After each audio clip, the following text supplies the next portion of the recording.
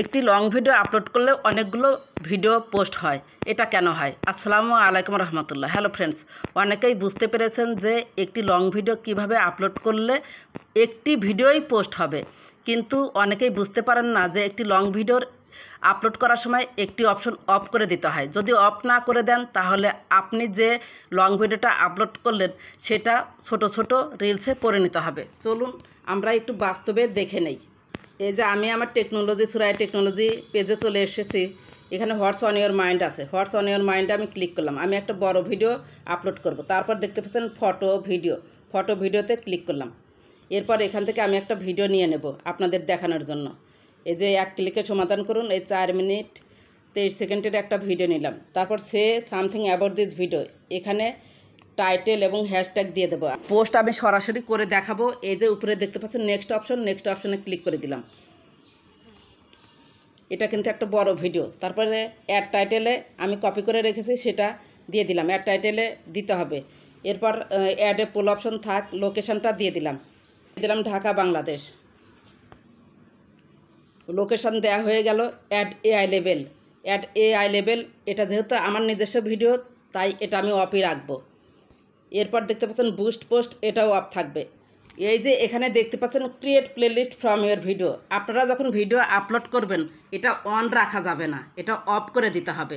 যদি অন রাখেন তাহলে ওই লং ভিডিওটা অনেকগুলো ছোট ছোট ভিডিও আকারে পাবলিশ হবে। এই যে অ্যারো আছে না, অ্যারোতে আপনি ক্লিক করুন। ক্লিক করার পর এই যে create playlist from your video, এটা হচ্ছে অফ করে দিবেন। অফ করে দিয়ে উপরে সেভ অপশনে ক্লিক করে দিবেন। এই যে এখন দেখুন create playlist from your video, automatically clip your video into shorter segments and add them to a playlist. এখানে কিন্তু আমি অফ করে দিয়েছি, আর হচ্ছে অনেকগুলা ভিডিও পাবলিশ হবে না। এরপর দেখতে পাচ্ছেন এবি টেস্ট, এটা কিছু করার দরকার নেই। ক্লোজ ক্যাপশন এটা অফ করে দেবেন। এই যে অন আছে, অফ করে দেবো। ক্লিক করলাম, তারপরে এই যে বন্ধ করে দিলাম, ব্যাকে গেলাম। এরপর দেখতে পাচ্ছেন কপিরাইট চেক, এটা আমি চালু করে রেখেছি। সবগুলা রিলস এবং ভিডিওতে যেন অটোভাবে চালু হয়ে থাকে, এই যে চালু করে রেখেছি, দেখতে পাচ্ছেন।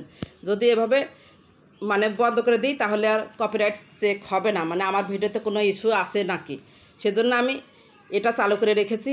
Save settings for future reels, প্রতিটা ভিডিওতেই যেন হয় বা রিলসে যেন হয়, সেজন্য নিচের বক্সে টিক চিহ্ন দিয়ে রাখলাম। এরপর উপরে ডান অপশন আছে, ডান অপশনে ক্লিক করে দিলাম। নিচে দেখতে পাচ্ছেন সি মোর সেটিংস, এখানে আর কিছু করার দরকার নাই। আমি এই শেয়ার নাওতে ক্লিক করে দিলাম। এই যে এক ক্লিকে সমাধান করুন, এই শেয়ার নাওতে ক্লিক করে দিলাম। এটা পোস্ট হয়ে যাবে।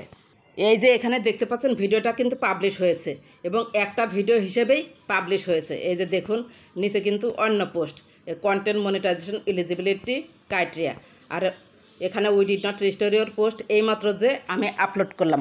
আশা করি বুঝতে পেরেছেন লং ভিডিও আপলোড করলে কিভাবে আপলোড করতে হবে। যদি ভিডিওটি ভালো লাগে সাথেই থাকবেন। ভালো থাকবেন, সুস্থ থাকবেন। আল্লাহ হাফেজ।